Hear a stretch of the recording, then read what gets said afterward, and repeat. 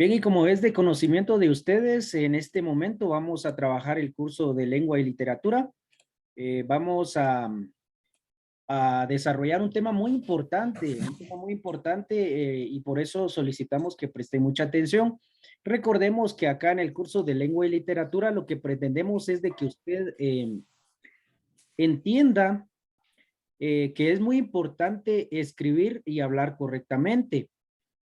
Pero eso lo vamos a ir aprendiendo conforme se vayan desarrollando las diferentes programaciones. Eso es lo que nosotros pretendemos acá, que usted entienda que al momento de escribir es muy importante hacerlo con coherencia y que por lógica lo que está escribiendo tenga sentido. En este momento vamos a ver el tema que se va a desarrollar en la programación número 5 y ustedes ya lo tienen acá en su pantalla. Es un tema que yo diría que la mayoría de ustedes ya lo ha trabajado en diferentes niveles educativos y pues acá vamos a reforzar y vamos a recordar también algunos aspectos de los que ustedes ya conocen. Específicamente vamos a desarrollar el tema denominado ordenamiento de los elementos que constituye la oración básica. Vean, la programación anterior o estas programaciones que ya han pasado han trabajado mucho en relación al tema de las oraciones, de la gramática específicamente. Este tema también es parte de, y vamos a hablar específicamente de los elementos que constituyen la oración básica. Vamos a hablar solo de los elementos de la oración básica, porque si nos metemos a profundidad, pues prácticamente vamos a necesitar muchísimo tiempo para poder abarcar el contenido que, que está incluido en este tema. Entonces, en este momento solo vamos a hablar de aquello que se considera como elementos de la oración básica. Para ello, pues lógicamente vamos a hablar de lo que es el sujeto, lo que es el sustantivo, el verbo y el predicado. Eso es lo que nosotros vamos a trabajar en este momento y por eso le pedimos que presten muchísima atención para que no haya ningún inconveniente. Muy bien, vamos a iniciar con el desarrollo del tema.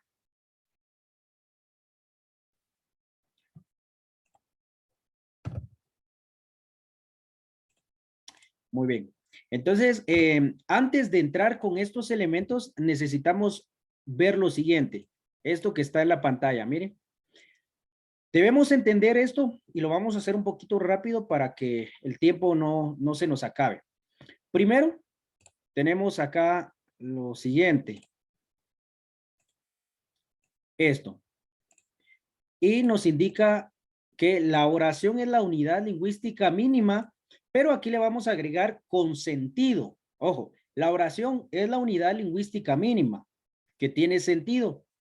Esto quiere decir que prácticamente la oración tiene un sentido al momento de que nosotros lo trabajemos de la manera adecuada.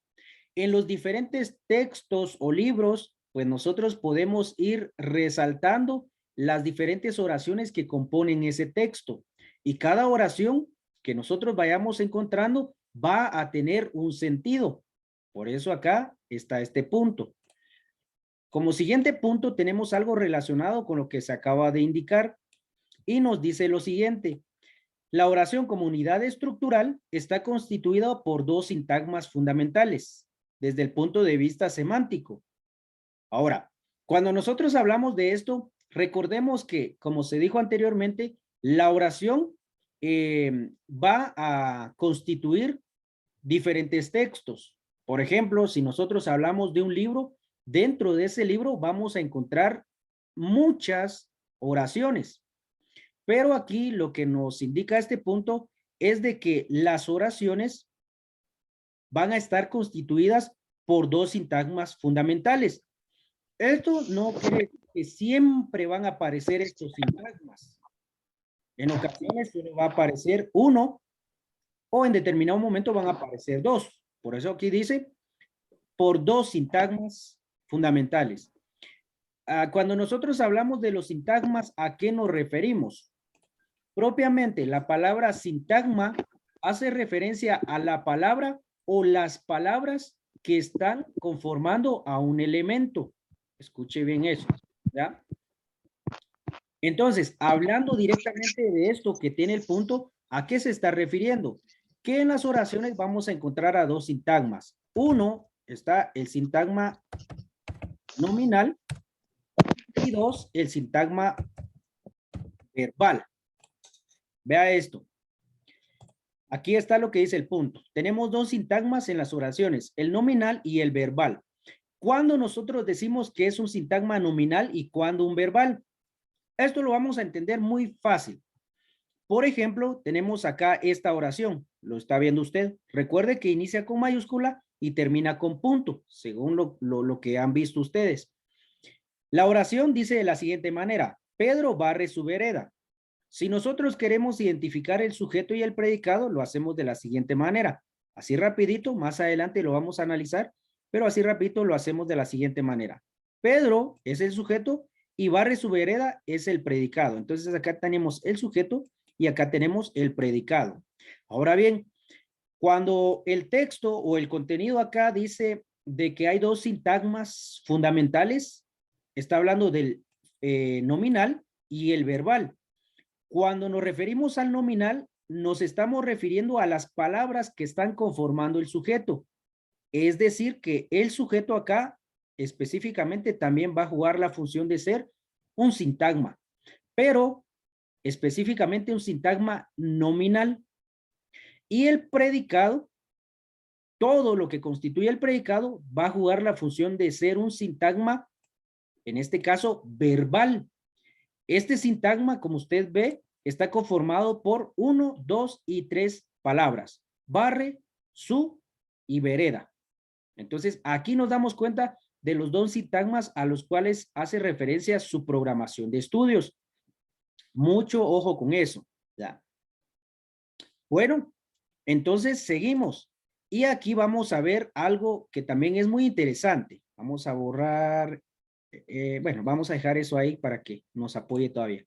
Entonces, algo que es muy interesante y es esto que está acá abajo, miren, dice que nosotros vamos a encontrar oraciones bimembres y unimembres. Esto que está acá, bimembres y unimembres. ¿A qué se refiere cada uno? Si usted hace un análisis de cada palabra, hablemos por ejemplo de las oraciones bimembres, se va a encontrar con un prefijo bi. Este prefijo nos hace referencia a dos miembros o dos elementos en esta oración. Específicamente ahora voy a dar un ejemplo de las oraciones bimembres. Nosotros decimos que es bimembre porque está constituido por los dos sintagmas fundamentales.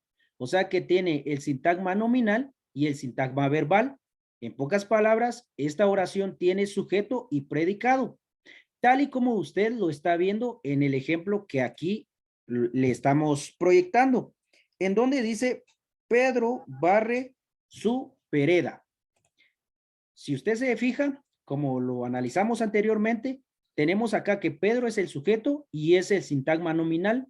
Barre su vereda es el predicado y es el sintagma verbal. Aquí se cumple entonces lo que me dice la oración bimembre, que está conformada por los dos elementos, o sea, los dos sintagmas fundamentales de la oración. A contraposición, digamos, o en contra de, por decirlo de cierto modo, de las oraciones bimembres, encontramos las oraciones unimembres. ¿Y qué quiere decir esto? Analizando la palabra en sí, vea que dice unimembres, que prácticamente nos indica que es de solo un miembro. En este caso, nosotros vamos a encontrar oraciones en los cuales solo vamos a tener ya sea sintagma nominal o sintagma verbal. Es curioso esto, pues acá también nos indica que en las oraciones unimembres incluso podríamos integrar una frase o también un saludo. Por ejemplo, acá les voy a dar una oración para que ustedes me entiendan de lo que yo estoy hablando acá en relación a la oración unimembre. Vean, yo tengo acá un ejemplo. Digamos esto. Vamos a ver acá. Hasta mañana. Mire eso. Eso se constituye como, podemos decir una frase y es un saludo. ¿Ya? Pero acá, si usted busca cuál es el sujeto y cuál es el predicado, definitivamente, pues vamos a tener un problema. De hecho, no vamos a ubicar el sujeto ni el predicado, porque el sujeto es la persona, animal o cosa del que se habla y el predicado es la acción que se realiza. Por eso decía que una oración unimembre puede ser incluso una frase y un saludo. Aquí podemos hablar de que incluso puede carecer de alguno de estos sintagmas fundamentales. Por ejemplo, aquí hasta no es un verbo, y tampoco es un sujeto. Mañana, en esta oración, no es un sujeto, tampoco es un verbo. Por lo tanto, no hay sujeto ni predicado. Cuando hay un sintagma, por ejemplo, hablemos de esta oración.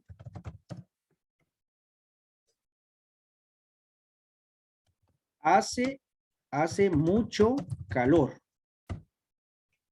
Mire esto. Esto es una oración y dice, hace mucho calor. Si usted analiza, pues acá no hay sujeto, porque como le digo, el sujeto es la persona, animal o cosa que realiza la acción, pero sí tenemos un verbo y el verbo está aquí. Cuando mencionamos la palabra hace, del verbo hacer. Entonces, pero si usted analiza la oración por completo, no podemos ubicar un sujeto porque dice hace mucho calor. ¿Quién hace mucho calor? Bueno, no tenemos sujeto en sí, pero sí tenemos predicado, o sea, tenemos el sintagma verbal, esto se entiende como el predicado y a su vez como el sintagma verbal, pero carece de un sujeto. Por lo tanto, esto es un ejemplo de oración unimembre. Veamos un ejemplo en donde sí hay sujeto, pero no hay predicado. El carro rojo. Mire esta oración. Aquí decimos el carro rojo. Identifiquemos un verbo. Él no es un verbo. Carro tampoco es verbo. Rojo tampoco. Por lo tanto, esta oración no tiene verbo, o sea, no tiene predicado, tampoco tiene sintagma verbal, por lógica. Solo tiene el sujeto y a su vez el sintagma nominal, porque el carro rojo, él, esta palabra, está jugando la función de ser un determinante, es un artículo que determina la cantidad y el género. Carro es un sustantivo y rojo es un adjetivo que está calificando al sustantivo. Pero si se dan cuenta, no hay verbo. Por lo tanto, no hay sintagma verbal.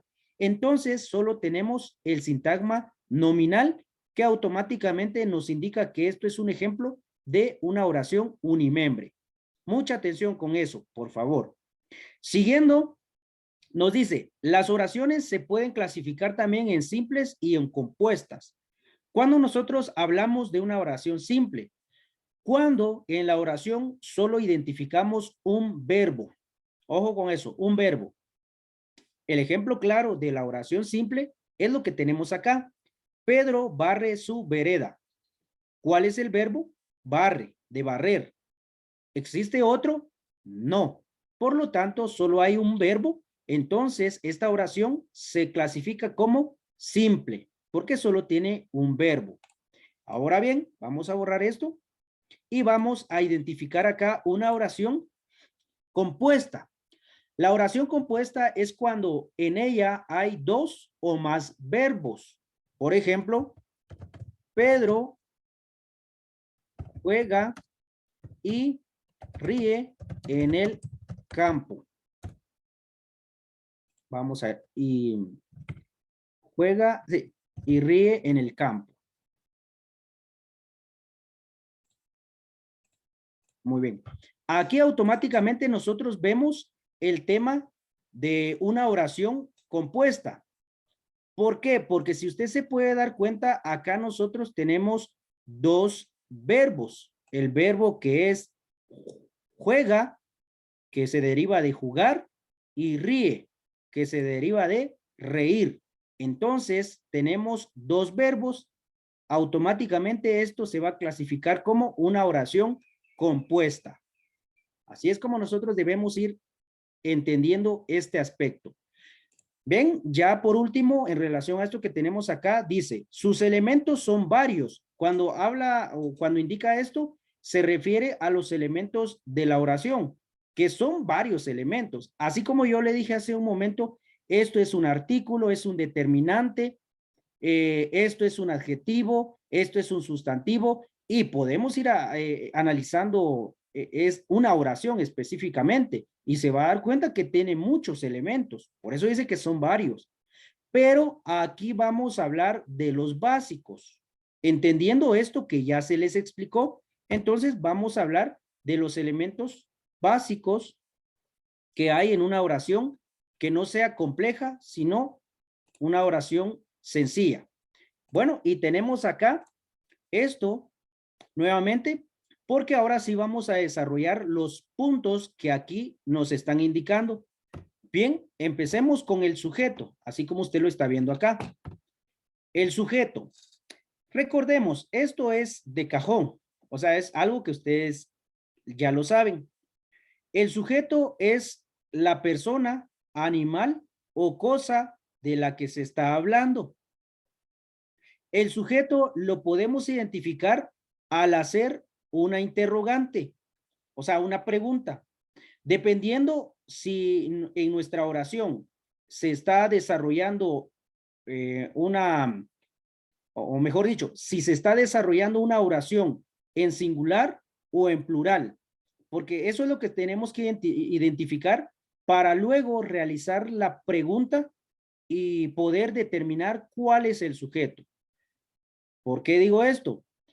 Porque si nosotros vemos una oración que está en singular, tenemos que usar la interrogante ¿quién? ¿Ya? Esto va acompañado del verbo, o sea, de la acción. Entonces decimos, ¿quién realiza la acción que se está indicando en la oración? Si es singular. Si es plural, entonces tenemos que hacer la interrogante ¿quiénes? ¿Quiénes están realizando la acción? Muy bien. Luego, nosotros vemos acá, nos indica, en determinado momento o en algunos casos, el sujeto que al final en la oración es el núcleo, ya vamos a tener un núcleo en el sujeto, ya, así como en el verbo, ya, vamos a tener un núcleo y en determinado momento este núcleo puede estar acompañado de algún determinante. A veces no. A veces puede estar acompañado de otros elementos, pero como anteriormente lo habíamos indicado, no vamos a entrar a profundidad porque nos va a llevar mucho tiempo. Tomando en cuenta esto que ya les indiqué acá, vamos a hacer el análisis de estas dos oraciones. Primero, vamos a dejar por un lado el tema del predicado. Solo identificamos el verbo para que nos ayude a explicar esto que les acabamos de decir. Aquí, si usted se da cuenta, tenemos el verbo. La palabra es está jugando la función de ser verbo. Y es se deriva del verbo ser. Ahora, tomando en cuenta, yo voy a identificar el sujeto. Entonces digo, recuerde que hacemos la interrogante. Como aquí usted se da cuenta, dice, el amor es un sentimiento hermoso, está en singular la oración, por lo tanto, yo voy a realizar la pregunta o la interrogante en singular. ¿Quién? Recuerde que esto es acompañado de la acción o del verbo que está en la oración. ¿Quién es? Ojo, ¿quién es un sentimiento hermoso? ¿Quién es un sentimiento hermoso? Ah, el amor. Automáticamente usted viene y dice, ah, bueno, esto es el sujeto. Ya, vamos a colocar esto así. Esto es el sujeto. Muy bien. Aquí, como le decía, tenemos un determinante. Este es un artículo, lo voy a colocar así, artículo, y a su vez es un determinante. Es un determinante. Aquí estamos nosotros frente a, primero entendemos que todo esto es el sujeto. Bueno, después el él es un artículo y un determinante. Amor es un sustantivo abstracto y también este es el núcleo del sujeto, porque es la parte más importante. Aquí entonces ya clasificamos a nuestro sujeto. Tenemos otro ejemplo. Entonces, hacemos la interrogante sin antes ver si es plural o singular. Decimos, Claudia y yo veremos el partido de fútbol. Si se da cuenta, aquí primero está hablando de dos personas y luego dice que estas dos personas van a ver, ¿ya? No dice veo, sino que veremos. Bueno, basado en esa idea que yo tengo en relación a que es una oración en plural, entonces realizo la interrogante, no quién, porque y de igual manera, si usted usa esa interrogante, no va a tener sentido, porque es como que usted dijera, ¿quién? Recuerde que lo acompañamos de la acción. ¿Quién veremos? ¿Quién veremos el partido de fútbol? No tiene sentido. Entonces decimos, ¿quiénes? ¿Quiénes veremos el partido de fútbol? Ah, Claudia y yo. Por lo tanto, aquí usted viene y dice, esto es el sujeto. Aquí tenemos dos núcleos, porque acá esto se entiende como un sustantivo propio, y acá esto es un pronombre, porque habla de yo, es un pronombre. Esto, esta letra I juega la función de ser un conectivo, ¿ya? O una conjunción, porque une a estos dos elementos. Y aquí Claudia es un núcleo y yo también juega la función de ser núcleo, ¿ya? Aquí nosotros entonces determinamos que esto es el sujeto. Entonces, así es como nosotros analizamos o debemos analizar este aspecto de un elemento básico de la oración o un elemento de una oración básica, si usted lo quiere entender de esa manera. Bien, seguimos para que no nos perjudique el tiempo. Muy bien, ahora vamos a ver el tema de los sustantivos. Bueno, acá, los sustantivos se pueden entender como nombres de animales, de cosas o de personas. Esto es lo que nosotros entendemos como los sustantivos. Entender también que los sustantivos prácticamente pueden ser materiales o inmateriales. Aquí hablamos de aquellos que existen en la realidad y los que no existen. Más adelante vamos a hablar o va a ver usted algo más específico de lo que existe y no existe en la realidad. También nos dice que los sustantivos normalmente o en determinado caso pueden ir acompañados de un determinante, como lo vimos en el ejemplo anterior, cuando dijimos el amor. Él ya es un determinante porque es un artículo. Si decimos mi papá, ya estamos hablando de un adjetivo posesivo. Cuando digo mi, ya, mi papá. Papá es el sujeto, pero va acompañado de otra palabra. Por lo tanto, hay un determinante en ese sustantivo. También nos dice que los sustantivos pueden sustituirse por los pronombres. Por ejemplo, decimos, Ángel hace la tarea, pero nosotros podemos sustituir ese sustantivo que es Ángel por un pronombre y decir, por ejemplo, yo hago la tarea. Si se dan cuenta, el sujeto acá es yo, pero no es sustantivo, sino es un pronombre. También podemos decir, él hace la tarea. Estamos hablando de otro pronombre que está sustituyendo a un sustantivo, porque en el sujeto normalmente se van a utilizar sustantivos, pero estos pueden ser sustituidos por los pronombres. Bien, otro punto acá también importante es el siguiente. Dice que los sustantivos primero están formados por un lexema. Eso es claro. Cuando hablamos del lexema, recuerden que nos referimos a la raíz de una palabra. Por ejemplo, aquí tenemos la palabra nin. Vamos a dejar esto. No lo vamos a completar todavía. Nin. Esto es un lexema. Es la raíz de una palabra. ¿Ya? Ahora, nosotros le podemos agregar un morfema. Y este morfema puede determinar el número y el género de este sustantivo. ¿Por qué lo decimos? Vea esta situación. Si yo, por ejemplo, digo nin, bueno, pero voy a formar, yo quiero hablar de singular. Entonces digo ni, ojo, singular y quiero hablar de femenino. Entonces digo niña. Mire esto, el morfema A, que ya modifica el sustantivo porque ya tenemos niña. Pero yo digo, no, yo quiero hablar de femenino, pero en plural. Bueno, entonces le agregamos otra letra que va a acompañar a lexema. O sea, vamos a tener estos morfemas. Entonces decimos niñas. Primero, femenino y plural. Pero si usted dice, bueno, profe, cambiemos, mejor hablemos de masculino y hablemos en singular. Bueno, entonces decimos niño. Ya. Si se da cuenta, aquí se cumple lo que le decía. Tenemos en este caso la raíz y los morfemas que van a cambiar ya sea el género o van a determinar el género y el número de lo que estamos hablando. Bien, aquí también vamos a ver lo siguiente, que los sustantivos dice que pueden ser variables o también puede ser invariables. ¿Por qué decimos esto?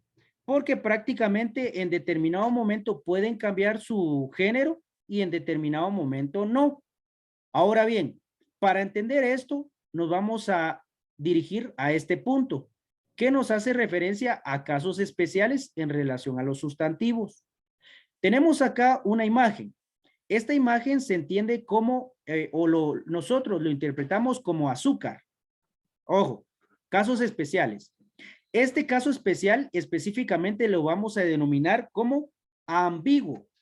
Es parte de los sustantivos ambiguos. Y ojo, nosotros hablamos de sustantivos ambiguos cuando no se puede determinar específicamente el artículo que se va a utilizar. ¿A qué me refiero? Por ejemplo, azúcar. Cuando hablamos de azúcar podemos usar el artículo el azúcar o también la azúcar. Entonces, no hay un artículo definido para este sustantivo. Por eso le llaman ambiguo. El azúcar o la azúcar, que son válidos. Por ejemplo, hablamos de mar, de la palabra mar. Podemos decir el mar o la mar, que al final estas dos formas de decirlo están aceptados, ¿ya? Entonces, aquí nos damos cuenta de este caso especial. Luego tenemos esto que está aquí, mire, es una serpiente, y aquí tenemos otro caso especial que se va a entender como los sustantivos epicenos. Ojo, epicenos. ¿Por qué? Porque nos indica que prácticamente este tipo de sustantivos solo tiene un género gramatical. O sea que acá no podemos cambiar el artículo que va acompañado de este sustantivo. Aquí exactamente como este ejemplo usted lo ve, decimos serpiente, pero el artículo que le acompaña es la serpiente. No podemos decir el serpiente porque es un error. Tenemos que decir la serpiente. Y aquí también podemos hablar de otro ejemplo. Por eso hablamos de estos temas con ustedes para que vayan preparándose y vayan evitando algunos errores que son a veces comunes. Por favor, utilice bien los artículos con los sustantivos, tomando en cuenta el género y el número.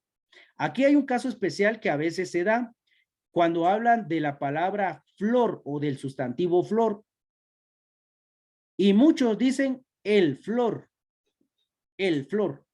Ese es un error porque el artículo el no va o no debe acompañar al sustantivo flor. En este caso tendría que ser la flor. Muy bien. Tenemos otro tipo de sustantivo acá, otro caso especial, y se van a denominar como sustantivos heterónimos. Sustantivos heterónimos. ¿Por qué los denominamos así? Porque nos indica que para cambiar su género, tenemos que cambiar el sustantivo en general. Por ejemplo, usted ve acá, esto es toro y decimos el toro, pero para el femenino no basta solo con cambiar el artículo, como lo vemos acá. El niño, ¿ya? La niña. Por ahí se mantiene siempre la raíz, ¿ya? Pero en este caso no, porque para hablar del femenino, de este elemento que tengo acá, yo voy a cambiar el sustantivo y voy a decir la vaca, el toro, la vaca. Vea cómo cambia directamente el sustantivo. Casos especiales. Por este lado tenemos la clasificación que nosotros ya conocemos. Los propios, los comunes, los concretos, los abstractos, contables, incontables, individuales y colectivos. Esto es lo que nosotros ya manejamos. Lo importante acá era darles a conocer esto y también los casos especiales en relación a los sustantivos. Ahora nos corresponde hablar del verbo.